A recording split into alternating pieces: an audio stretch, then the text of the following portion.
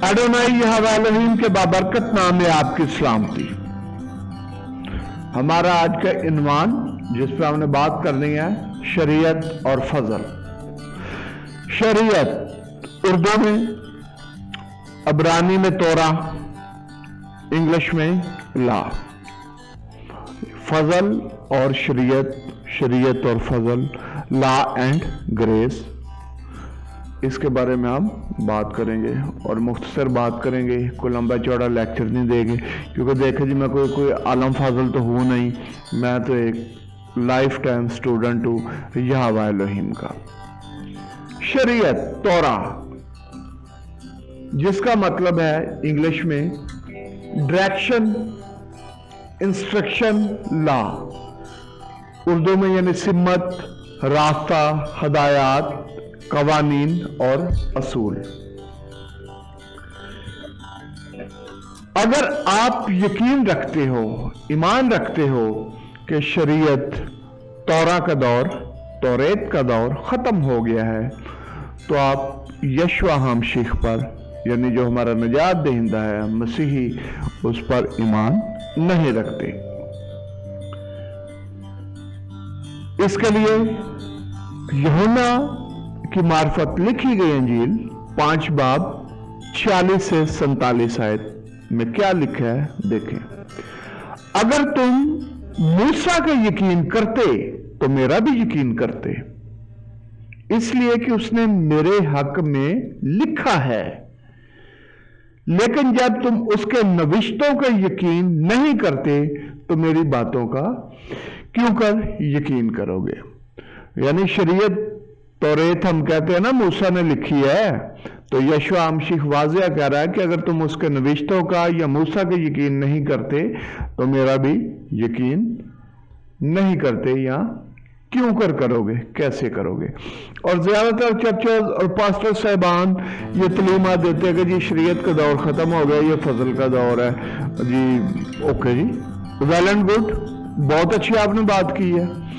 मैं पास्टर साहबान से जो ये तलीमात दे रहे हैं, चर्चा से ये सवाल करूंगा, अगर शरीयत खत्म हो गई है, ठीक है जी, और फजल का दौर है, तो फजल कब नहीं था या किस पर नहीं था। मैं कोई आलम फाजल नहीं हूं, जो कलाम मुकद्दस में लिखा है उसके हवाले से बात कर रहा हूं। फजल, ग्रेस, इंग्लिश में ग्रेस, उर्दू में फजल, और अबरानी में लफ्ज खिंड, जिसका मतलब है चार दीवारी, बाढ़, किसी की नजर में मकबूल होना। और फजल का लफ्ज खिंड, ग्रेस, सबसे पहले नूह के लिए इस्तेमाल हुआ है पैदाइश 6 बाब और 8 आयत में, मगर नूह यहोवा की नजर में मकबूल हुआ। इसके बाद इब्राहिम के साथ भी खुदा का फजल था, यहोवा का फजल था। मूसा के साथ यहोवा का फजल था, यकूब के साथ, यूसुफ के साथ, हर जगह आप देखें फजल ही फजल था। मुझे नहीं पता कि पास्टर साहबान या चर्चेस किस बेस पे बात करते हैं कि वो जो शरीयत का दौर था, फजल का दौर अब है और शरीयत खत्म हो चुकी है और अभी फजल का दौर है। ठीक है जी, इसके बारे में बात करते हैं। गलातियम, जिसे उर्दू में गलतियों कहते हैं, उसकी कलीसिया को पौलुस रसूल क्या कहता है? मैं तहज्जुब करता हूं कि जिसने तुम्हें हामशीख यानी मसीही के फजल से बुलाया, किसने बुलाया? यशवा यहोवा एलोहीम ने, उससे तुम इस कदर जल्द फिरकर किसी और तरह की अंजील बसूरा, अंजील उर्दू में, अबरानी में बसूरा यानी खुशखबरी की तरफ माइल होने लगे। मगर वो दूसरी नहीं, अलबत्ता बाज ऐसे हैं जो तुम्हें घबरा देते हैं और हामशीख की अंजील बसूरा को बिगाड़ना चाहते हैं।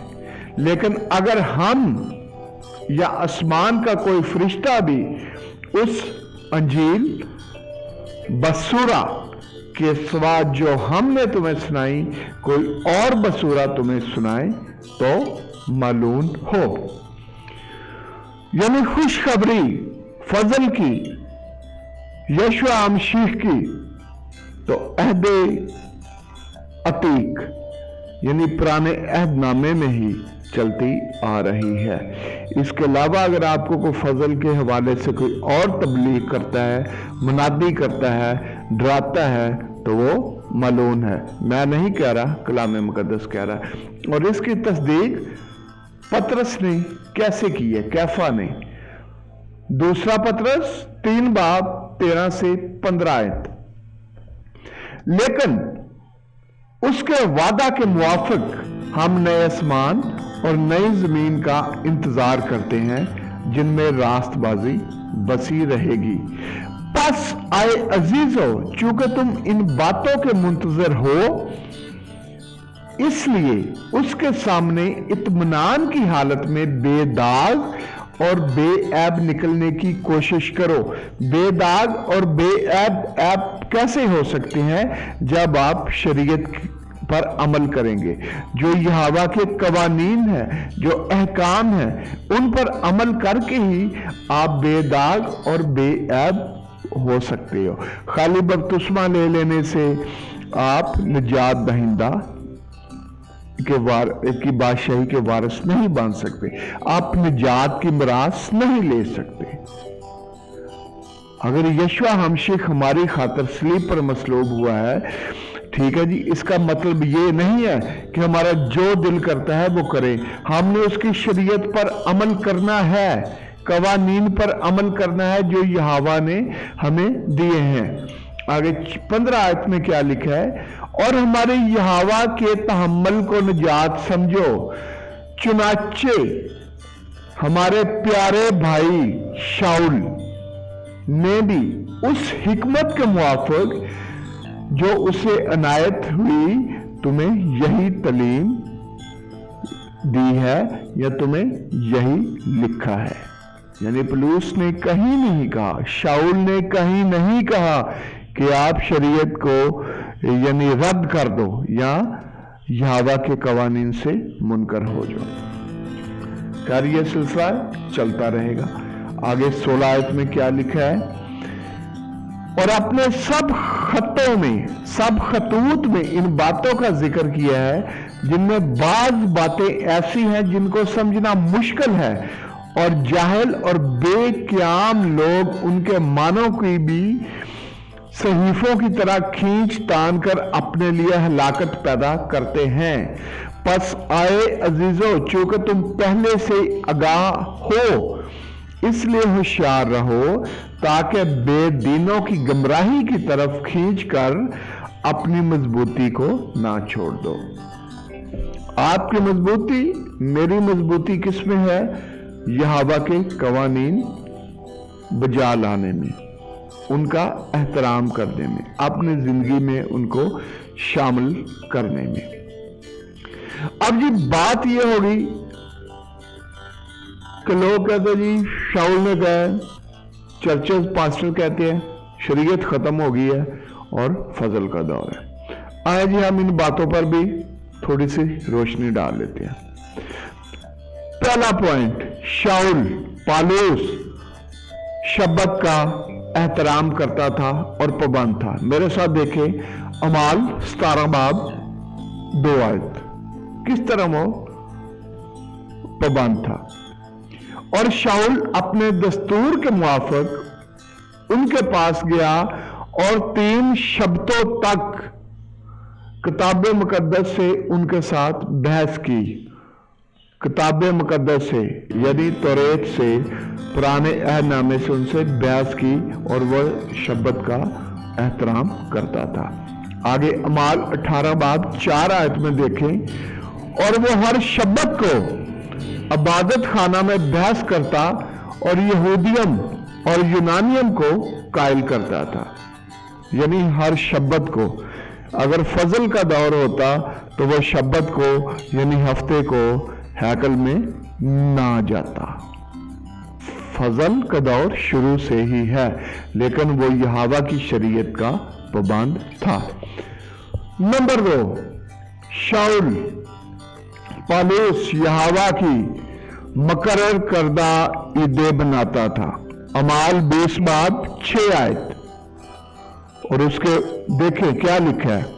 और ईद फतीर के दिनों के बाद हम फिलिप्पी से जहाज पर रवाना होकर 5 दिन के बाद तरसूस में उनके पास पहुंचे और 7 दिन वहीं रहे।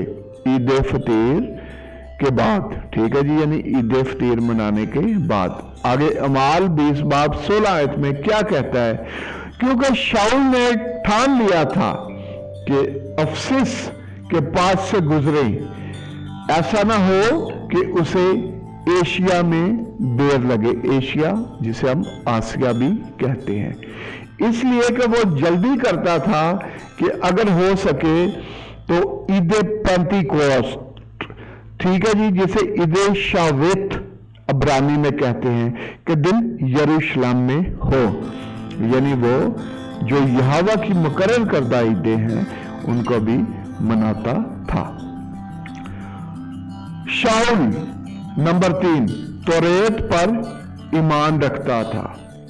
अमाल 24 बाब 14 आयत, लेकिन तेरे सामने ये इकरार करता हूं कि जिस तरीके से या जिस तरीक को वो बिदअत कहते हैं उसके मुताबिक मैं अपने बाप दादा के यहोवा की इबादत करता हूं, और जो कुछ तौरेत और नबियों के सहीफों में लिखा है उन सब पर मेरा ईमान है।